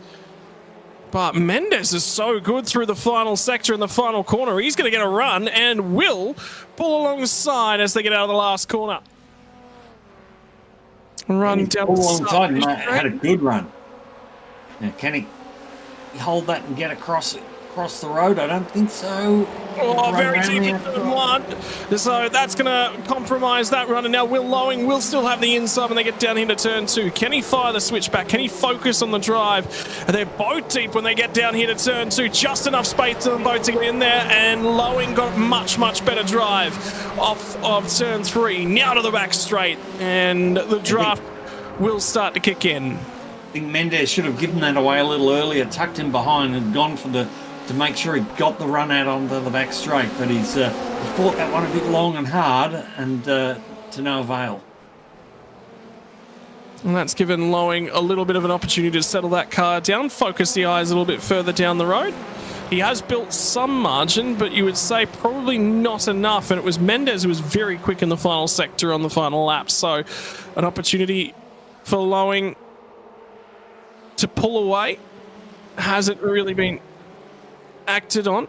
And this group is now going to pick up another couple members as Ben Miles and James Chastanoff buy in. And it feels a little bit like it's 3 sets of two-way worth of racing. And again, Lowing's going to have to cover onto the inside. As in the background is Sam Chapman covering to the inside from Alex Beswick as he got his way past on that most recent lap. Again, Mendes is going to swing it to the outside. This time, though, they'll be single file. Mendes touches the grass, as does Chapman. Beswick fires it back down the inside in the run between 1 and 2. Will get far enough up alongside. Ben Miles is looking for an opportunity, and Chasty just about giving him a push in the background as well. Mendes once again gets great drive off of all the slow corners, and that is what is causing William Lowing a supreme amount of grief. Yeah, and it's all about drive. There's no different wing angles or downforce levels or anything. It is just about drive off the corner. The exit speed is good, and he's through. He's through down the inside of the under the bridge, and actually got the inside line down there and managed to push his nose up far enough he could take control of that corner. Now he's got to hold on. Can he hold on? Oh, this is very close. Will Lowing really putting some pressure on. Now this is where Mendes has been super quick through here. Look at the mid-corner speed he carries through there. Fabulous. He's pulled about 3-4 car lengths. It's like he's coming off the brake and the car pivots nicely at that point, and Lowing's going to carry the brakes to the mid-corner is what it looks like as they cut through there. Still a little bit of spray. Fastest lap times now down for Damon Woods to a 15.977, so we do get into the 15s. Still not all the way up at peak lap pace. 21 degrees Celsius, your track temperature, by the way. Just to keep that one informed, and touches of spray now, but it's just touches of spray. Behind there. Back behind, 2 abreast through that really tight little chicane area, and it's Ben Miles here in front of James Chastanoff in the 2 identical cars. And they're just stuck at the moment. They just can't get onto Alex Beswick. So they've come roaring up onto the back of this pack. Oh, cut around! Jordan Mazzaroli's gone round. So Mazzaroli's now going to go toppling through the field. That was the next car on the track that they were trying to track down. Lowing's still going to manage to hold on to these guys. Mazzaroli is still off the road, and have a look how tight it's getting up the front here now because Alex Beswick has found some time. So Mendes might have had the pace the last couple laps. Now he's become the cork in the bottle. Out of control on the run down the final corner. A lot of sliding, a lot of angle. Now, who's going to rise up and seize the opportunity? 6th place on the road is what we battle for, and Ben Barguana's thoughts about just hanging on to Matthew Hansford-Taylor ahead has bought these guys 10 seconds worth of margin. So he's been nice and clean, hasn't fought too much, and it's paying dividends. Yeah, no, and don't need to go fighting. They'll just drag themselves straight back into a battle from behind. So that's playing it smart and clever. And Ben does a lot of racing. He's a very accomplished real-world racer, and he's showing that racecraft and class that he's got here in these cars. How's the drive, by the way, from James Chastanoff? 23rd on the grid to 9th. And he's not done. He's still up with these guys. Nico Mendes is now alongside. Barguana finally made his way through and Hansford-Taylor. Lowing tries to pull it up at the end of the back straight and just dances the car all the way in there. Does get the thing pulled up. Now the next right-hander is going to be the bum hole. Lowing was looking like he finally figured out what his issues were in the final sector. Over the last couple of laps, there's a change for a second as well. Everything's going up on this lap. Caleb Hydes versus Kobe Williams. Run down through the end of the back straight. And Williams just picked up a whole bunch of curb. Hydes is going to cut his way through. Yeah, that's where the track starts to dry and you're still turning in where you were, but there's more grip. So you turn in on the point and you find yourself running into the apex instead of around it, and that's exactly what happened to Kobe there. He's turned in, got a little bit more grip than he expected, bang, over the curves and into the air. Will Lowing just bought a huge wide end at turn 1, went to pivot the car in, the car just did not turn, so now Mendes is back through and Beswick was looking for an opportunity. It was cheeky, got the nose in there, just checked him a slight bit, and now gets out the other side. Yeah, they absolutely are. And this is what Formula Ford is all about. Draft pack racing. Get your nose in at the right times. Check your opposition up and be in the right spot at the right time. Chastanuff driven from 23rd through to 9th. Now he'll have opportunities as well because he's had pace. He's been able to pick these guys off one by one. Mendes finally gets a little bit of breathing room at the front end of this pack. Can he set about sitting reasonable lap time to start to escape the clutches just a little bit? Down here, if he can get this run onto the straight that he's been doing, get it right, and just pulls that extra little bit of distance that seems to cover him off up here. They can't quite get to him in the toe, but boy, they're all over each other. They're not giving a lot of quarter, so. Oh, Chastanuff's that's a big down dive up the inside inside. from Chastanuff. Gets there, gets the job done. One more in the pocket for James Chastanuff. 15 positions gained now. And now he's starting to buy onto this one. And that's going to change the argument because Will Lowing's had it all his own way. Hasn't really had to look in the rearview mirror too much as he's been trying to get his way by Nico Mendes. Now he's going to have Chastanuff, and he gets close. He gets close. Well, he actually doesn't fight it this time by. Nowhere to go. Can't really make a pass down here because the right-hander there closes up so hard that you just get caught and it's an accident. So he's played it smart there. He's just stayed in line. Don't push it. Consolidate his position and stay where he needs to be for an opportunity to arise. And Lowing's figured out that final sector in the run onto the start-finish straight now. He's been watching and learning from Nico Mendes. He's let Nico Mendes have this one on this most recent lap. They have built a little bit of margin to Chastanuff now behind, but Chastanuff's going to try and come back at these guys. 16.407 for Lowing, 16.505 for Chastanuff. And Nico Mendes now out of shape, and William Lowing will now go back through to the lead of this battle pack. Could this finally be William Lowing starting to set sail a little bit? Mendes completely sideways through turn 1. So much opposite lock on the car. But he held it, saved it, and just dropped a position. He's tag runner. Clipping that inside curb.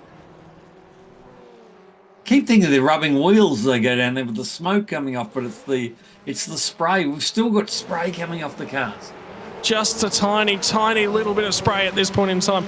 Not a huge deal. Fastest lap time of the race, 15.641. So into the mid-15s now. The track just refuses to dry out that last little bit. Still a touch wet in spots. Mendes gets a little bit wide on the run of the second last corner. And now Chastanuff thought about having a crack, but he is closer this time. And maybe Will Lowing and Nico Mendes have stopped their squabbling because it's just protecting each other a little bit. They want to battle for 6th and 7th on the road, but with Chastanuff closing in, it could become 8th spot. Mendes is going to yield once again, not have a crack. Covers to the inside, which is nearly just a stop for Chastanuff. All we need now is a shower of rain, I think. God, what do you reckon? Can we do a bit of a rain dance? Oh, Lowing bowls a big old wide as they get down to turn 2. Now he's dropped back through. Chastanuff's gone through. Now Will Lowing and Alex Beswick are going to go side by side. Beswick gets the drive. Mendes offers a little bit of drafting support, but now it goes back to the outside. They're both chasing the draft. Will Lowing's going to get it. They're going to be side by side the whole way down this back straight. And here comes Beswick. He'll have to go the long way round. Chastanuff's got the position now, moves to 7th, and Beswick went very deep. Contact Beswick around. That's what I was saying about that outside line. You just can't get down there and get down the inside.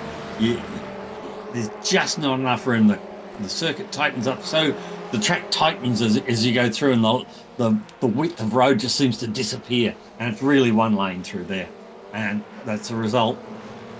And there's another pack coming at these guys, by the way. Chris Mitchell, Chase Saxfield are both in it. Sean Doyle and Brody Shepherd. They've all just about tagged on to the rear bumper of this battle pack. So it's actually going to add probably another 4 or 5 cars into this one. It's going to be a huge old battle pack. Saxfield now pulls to the inside of Brody Shepherd. He's going to have a go on the run down at turn 1 as well. Shepherd, does he leave him some room? They're both sliding as they tip into turn 1. They're still there. Doyle's still going to have a crack. Chris Mitchell's going to buy into the argument. 2 by 2 on the run down to turn 2 at Snetterton.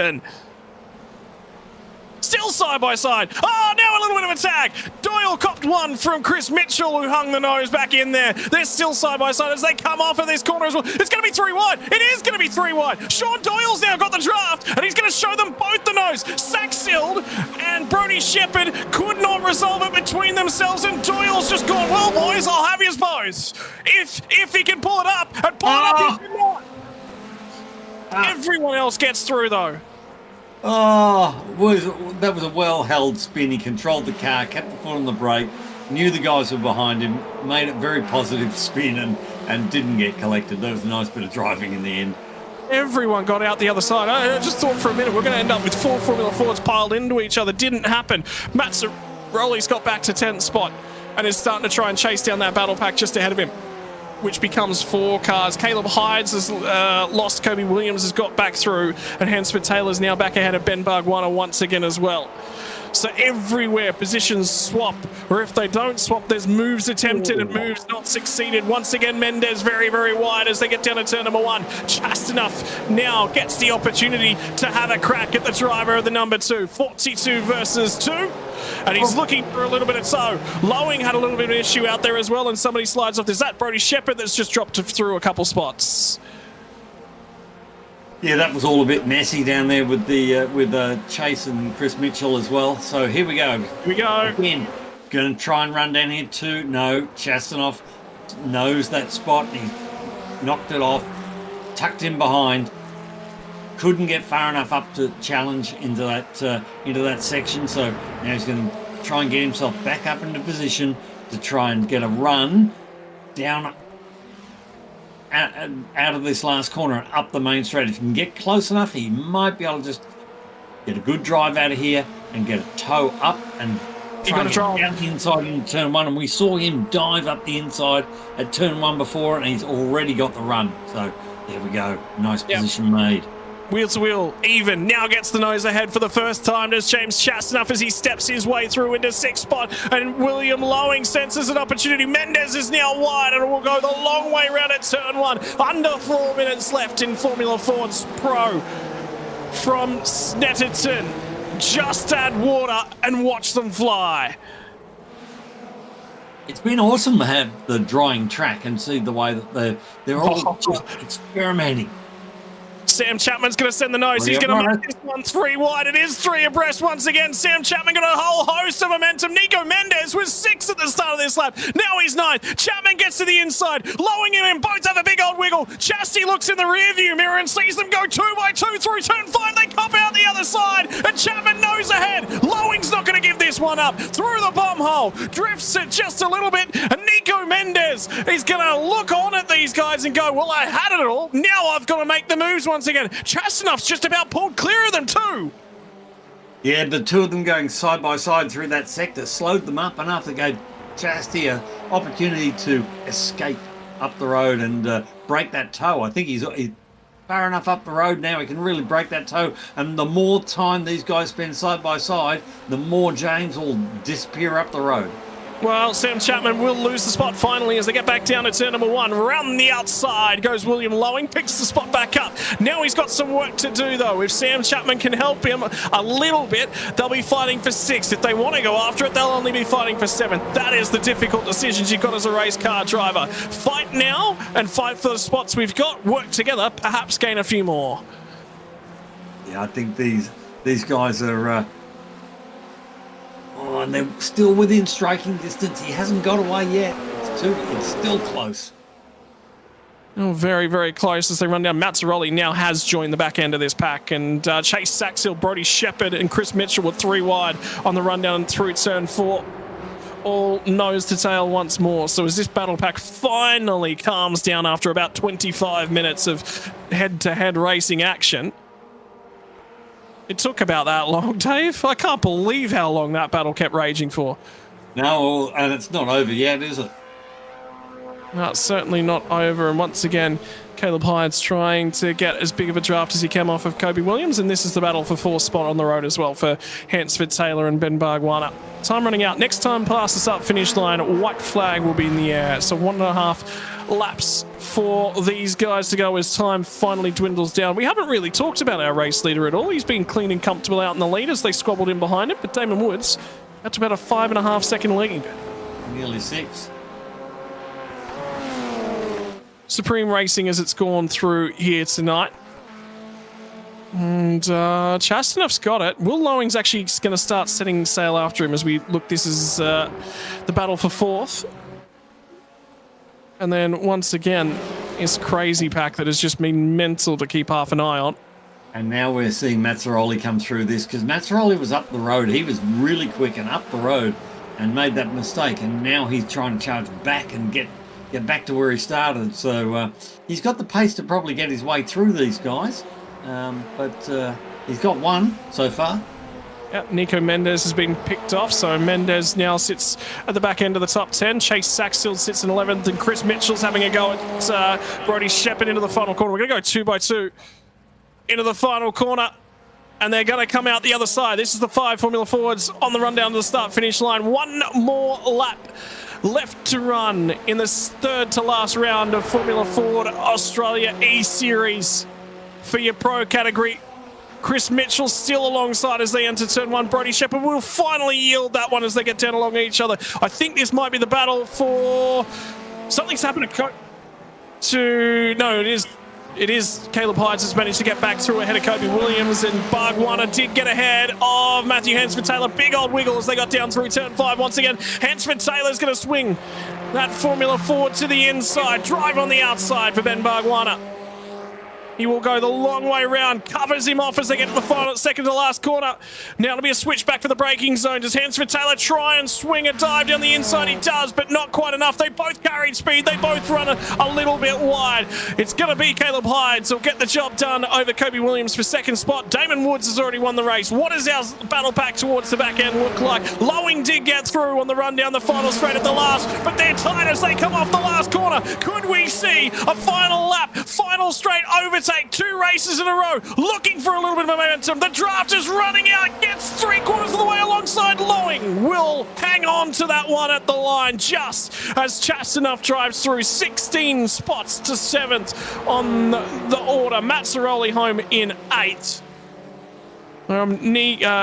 Sam Chapman in 9th. So Mazzaroli picked off another spot on the final lap of the race. And Mendes will finish home in 10th. Damon Woods wins another one and becomes 7 from 7. 6 from 6. My apologies. 6 from 6. I can't count. But to be fair, I've got a little bit of hypoxia at the moment with how bad that one was going at the end. Yeah, I thought you were just making a premonition of next week. Oh, that was gangbusters. I was looked at Snetterton on the calendar and went, there probably might be too much overtaking there. And it just add water. A bit like a bread mixer. Yeah, it's 2 long straights, and these things love a long straight that gives you the opportunity to get a toe and make a pass, and it works a treat. That's why this has always been a great home of Formula Ford racing. That was brilliant. And Damon Woods, 7.3 seconds he is going to dominate this one by. And if you look up and down that field and you go, oh, well, he's just clearly a step above the rest. He's really not. There's not much between all these guys. He just went perfect pace the entirety the way through the race, but doing that so consistently, ridiculous. Caleb Hydes will get home in 2nd from Kobe Williams in 3rd. Ben Bargwanna will get that one home in 4th, and his best result of the season from Matthew Hansford Taylor. Will Lowing 6th. James Chastanuff will be celebrating that result in 7th. Jordan Mazzaroli 8th. Sam Chapman and Nico Mendes round out your top 10. What does the points look like in terms of your post-race? This is after all the updates from everything coming in the session as well. So your current championship standings. No, we're going to cut across and do just outside your 10. And championship standings now come back through. 6 race wins from 6 races will put Damon Woods on 150 points. Kobe Williams now 20 points clear of Caleb Hydes, who will claw a few points back. Hansford Taylor comfortably in a 4th, and Will Lowing jumps a few spots, will be now 5 points back off him. Dylan Burst will slide 1 spot further down. Not attendance, unfortunately, tonight. Jordan Mazzaroli moves up to 7th from Chase Saxfield. Ben Bargwanna with a great finish in 4th. Gains a whole bunch of spots to 9th, and Chris Mitchell in 10th. Right, so And that is another race in the books, and that half an hour just seemed to steamroll by the way, Dave Roberts. So we're going to jump straight away into our interviews. We'll walk from the bottom of the podium and walk our way forwards. We're going to chat to Kobe Williams. That seemed like a little bit of fun with the teammate. You and Caleb looked like you really had fun racing each other tonight. Got to get it out there, pick up the spots early, put a little bit of margin, and then it was just battling back and forth between you two. Yeah, no, that was really enjoyable. Me and Caleb just had a bit of fun there in the end. Just didn't quite have the pace of Damo and made a few mistakes at the start. So overall, really enjoyable race. Lots of slipstream there. I would have probably liked it to rain a bit more, but overall it was enjoyable. Mate, talk to us about qualifying. That was probably one of the trickier things. You had to be out there, had to be turning laps because the track did just keep improving. We saw a swing of, 2.5 seconds from the start of the session. So you knew those times early. They were definitely going to count, but not as much. It was just about making sure that you're out there at the right time. Yeah, certainly. You just had to just keep turning laps, and it was almost like whoever went across the line last and did a lap, they were going to be almost on pole. So it was just, I had to just keep getting faster and faster, no mistakes, which is what I ended up making a mistake on one of my laps, which probably didn't help, but overall it was a pretty decent result for qualifying. In terms of things, the season's now, obviously, we're 3/4 of the way through, 6 rounds out of things, sitting reasonably comfortably in second place in terms of the championship. Is it just to secure the points over these last couple of rounds, lock that one up? Yeah, certainly. I think Damon's got it pretty covered, the championship win. So, yeah, we just finish consistently in the top 5 and just keep grabbing points. In terms of things, mathematically now an impossibility. Next time out, we're going to be heading to one of the newest tracks that the iRacing service has on offer, and then we'll finish at an Australian cultural home to round out the season. Navarra, done any laps there thus far? I have not turned a single lap in Navarra, so I've heard it's a pretty decent track, so I'm looking forward to it.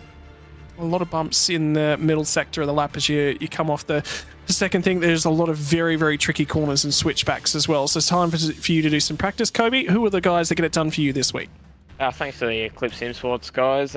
Damon worked hard on making a setup today, so thanks to those guys, and a big thanks to my real world sponsors, ACMF Finance and Cichlids. Mate, congratulations on another result, and we'll see you again next week. Cheers, thank you. Going to step one step further forward in terms of our podium positions at this point in time. Caleb Hydes finally gets himself a reasonably clean race together. It was tough and it was tricky last week. You bend a whole bunch of wheels, but that one was a lot cleaner. Qualifying certainly helped the case here tonight. Yeah, no, it's good. Funny you say finally clean.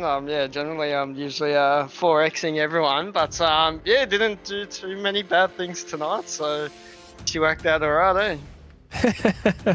We just talked to Kobe about the old qualifying session. Wet to dry sessions are a challenge, to say the least, but also being out there at the right time. You guys all sort of seemed like you knew we had to fill the car. You can't leave anything on the table. Got to have 15 minutes worth of fuel on this thing.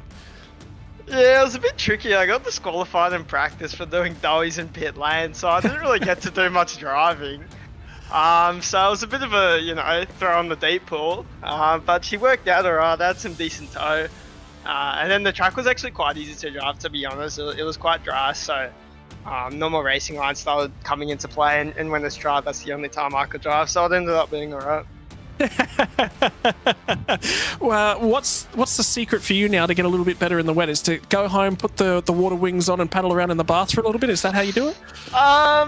Look, you would think so. Yeah, well, it depends. I think I might have to be honest. I don't have any better idea, so yeah, may as well. Mate, congratulations tonight. Who are the sponsors to get it done for you?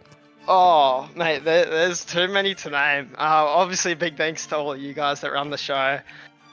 Big thanks to Next Level Racing, and then everyone on the clips. Damo, Kobe, Deeth. Dylan was on setups tonight. Unfortunately, he was away. But big thanks to Jackson Barry, Kaylin Chin, Haddonveld as well for their data as well. And then, yeah, just a massive thank you to all my fans. Mate, congratulations. Enjoy this one, and strong result for you once again. We'll see you next week from Navarra. See ya. And finally, he's made a habit of this. We are 6 races through this championship. There are 6 wins on the card, and points now a mathematical improbability. We're talking to the guy in a couple of weeks' time who's going to be your Formula Ford Australia E-Series champion. Damon, another Well, Barnstormer off to the tune of 7.3 seconds out in front.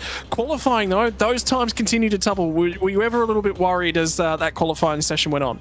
I was a little concerned considering I was dropping down to like 7th place after every lap that I did. So yeah, everyone was picking up pace, but I was able to bang in a good lap at the end of the quali session. Yeah, I got to the front. Mate, in terms of things, 6 races, 6 wins. Formula Fords, that doesn't happen every single day. What's the secret? Have you got some stuff? Is there a bottle, as I make the Space Jam reference? I don't know, you might have to go and do some research on that one. Can I buy a bottle of the Damon Woods the stuff?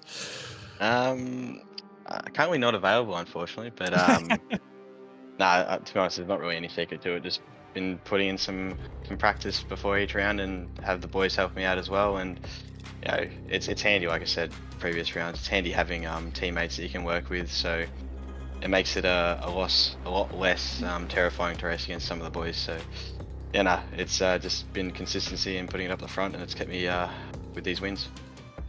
Mate, in terms of things, how's the Formula Ford schedule been looking like for you? Have you managed to get away and get some time out in that car and really start tuning up your real world drives? No, I haven't driven the car since probably March, I think, and I'm only planning on doing one round at the end of the year, the final round of Formula Ford Nationals at Phillip Island. So not been much IRL racing this year, but to be honest, that was partly my decision, and considering the motor that we got back was, we'll just say, suboptimal from the engine builder. So it is what it is, but yeah, that's the situation at the moment. In terms of things, we will be heading to Phillip Island in 2 weeks' time to finish off this championship. Next week out, heading to the newest track that's actually on the iRacing service, Navarra. A lot of practice to do before next week, but we've also said that about the Saxon Ring, and, well, look how that went. Yeah, I mean, Navarra is going to be pretty much a toe fest. The front straight's insanely long, so basically you could probably pass someone at the start line and pass them back before turn 1, so we'll see how we go. And then yeah, Phillip Island's going to be a toe fest as well, obviously, but it's going to be good, hard racing hopefully, and yeah, we'll see how we go to finish off the season.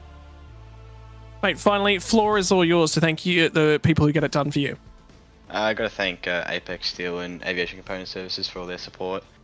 The Eclipse boys for always making for an interesting race and helping me out through the season, so big thanks to them as well. And as always, the FRG crew for putting on the events. And for you, Damon Woods, congratulations on provisional championship at this point in time, mate. Good to see you once again, and we'll see you next week. Yes, you will. Cheers, boys. Have a good one. Well, ladies and gentlemen, that is going to wrap us up here for racing tonight from Snetterton. It delivered English weather conditions and changed the script just a little bit. And first time winner in the sports split, and racing was quite good. That actually provided some really, really good racing action, Dave. Yep. It was quite tough in the rain. I'd like to see a little bit more rain in the main event then, but next week I doubt whether we're going to see any rain in Spain at this time of the year. It'll be I expect it'll be very, very hot there, so that should have the tyres squirming and the cars sliding around just like I like to see. Well, I'm going to have to issue my apologies. I'm unfortunately moving over the weekend. The PC won't be in operation, I don't believe, for next Monday night. For those of you who do want to join in, you can qualify into this series. Sunday night is your qualification schedule.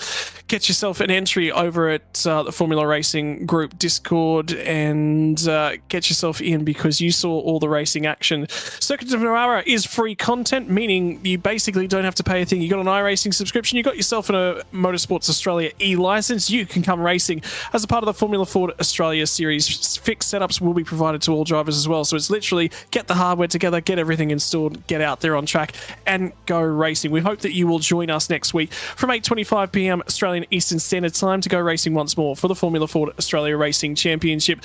Ladies and gentlemen, it's been an honour to bring you this round on behalf of all the team here at Formula Racing Group. On behalf of myself and Dave Roberts, the SimSpeed broadcast crew, we bid you adieu from Snetterton, and next week we'll join you from summer in Spain. See you all then.